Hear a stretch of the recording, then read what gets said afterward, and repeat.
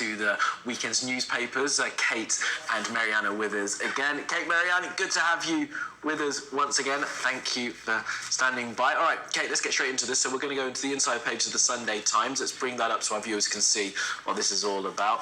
And this is about chefs having to deal with changing menus in restaurants, and to please vegans, they're removing some things that vegetarians want to see. Before anyone starts getting all het up and spitting out the cornflakes this morning, I'm going to put a bit of context. I do understand that about 5% of the UK population are vegetarians, about 2 to 3% are vegans, so we know it's a small part of the population, but it's a part of the population I fit in.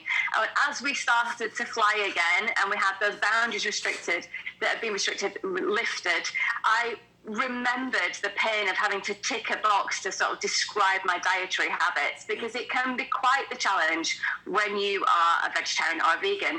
But the fact is, it looks like a lot of chefs, restaurants, organisations, they're trying to kind of ease things by making vegan-friendly menus, but vegetarians are getting a bit frustrated, particularly people who've been vegetarians for a while, because that means that things like cheese and butter are removed from dishes, and they're missing old menu favourites, apparently, like Welsh rarebit. So I think it's about just basically having a decent menu to choose from when you're vegetarian or vegan, so that you don't feel like that incredibly awkward one at any meal who knows exactly what you're going to be eating, because it's the only thing on the menu that you can eat. So choice is a great thing for me, but apparently we have to make sure we cover and understand all elements of dietary requirements. Yeah, absolutely right. Marianne, a vegetarian or a vegan are you?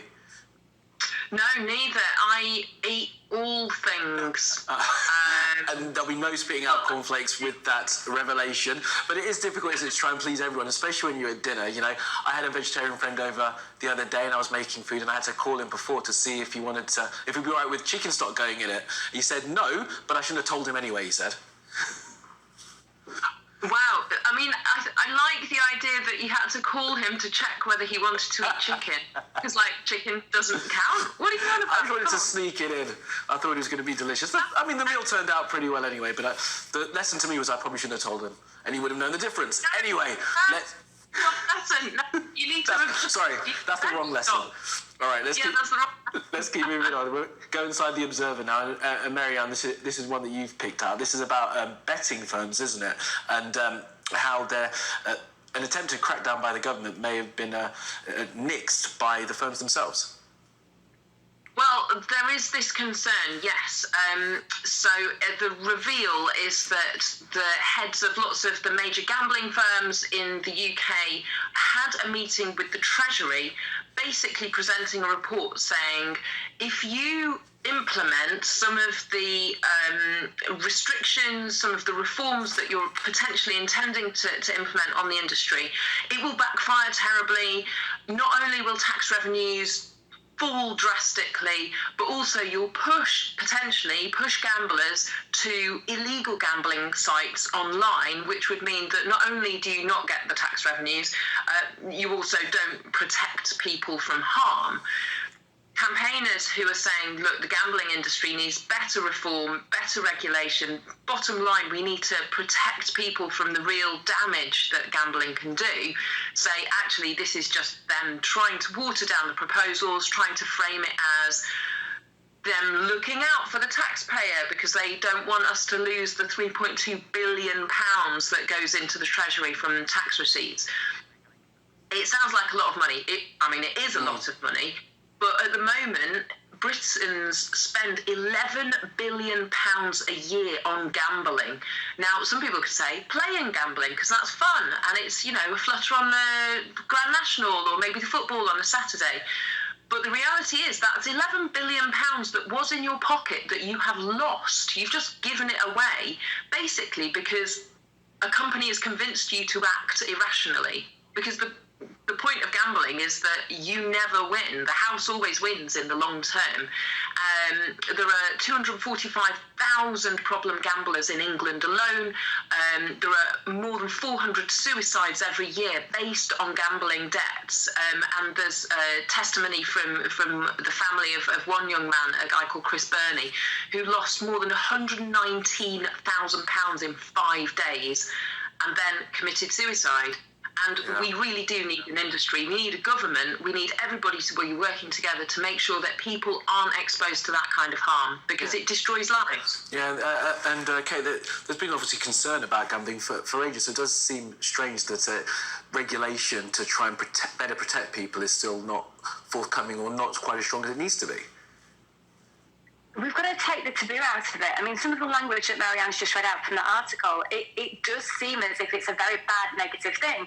And if you've got a problem, or even starting to feel like you've got a problem with gambling, if you think that you're going to be judged or there's going to be some challenge on your morals or your values because of that, then you're not going to tell people. And I think actually we've got to make it as open and a point of discussion as anything else. So for me, it's not about trying to highlight that this is a bad, terrible thing. It's about saying, look, this is something that exists in society. People can enjoy it. It is a business revenue stream after all. But let's just make it not seem like the worst thing in the world. You know, some of that language just seems so archaic. Yeah, thank you for that, Kate. Let's move on to the next story then, all right? Let's go inside the Sunday Star. This is one for you, Kate, and I'm not going to give any opinion on this because I don't want to upset anyone around the country, but let it be said, I am from Nottingham, and this is about how long you brew your tea for and what colour your tea comes out at the end. Is it a drop of milk, a big dollop of milk?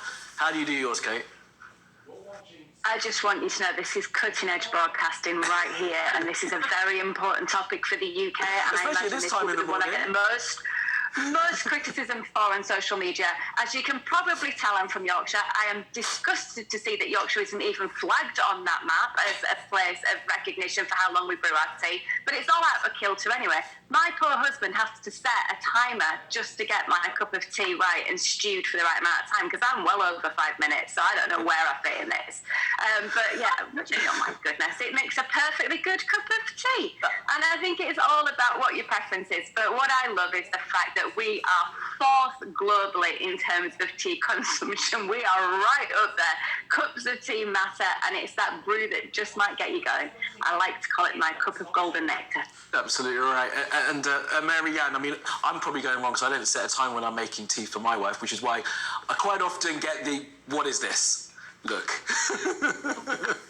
I'm surprised by the map because it suggests that Londoners brew their tea for longer than people in the north, which anecdotally surprises me because I've had more bad cups of tea in London than I have ever in... But that's certainly on the assumption that brewing tea for longer makes it better. I mean, I'm not sure I agree with Kate. I think, you know, maybe a minute and a half is kind of nice. I mean, it's all about the hue. That's the point of this. Kate's pulling her face at me. It's all about the hue, isn't it? The colour that the tea comes out at. Well, that's it. And on the temperature of the water, the blend of the tea leaves, all what you're brewing it in. I mean, purists think that the tea bag is the worst thing in the world. I mean, it's very quick and easy, but if you're going to brew it properly, brew it in a pot, mate. Yeah, I once had one of those tea ball things. The problem with that was the leaves kept coming out and I had little bits in my tea. I didn't like that at all. I mean, I can presume exactly... So I'm sticking with this one. I was like, oh, it's okay. I can presume exactly which brand of tea you use, Kate. Am I right?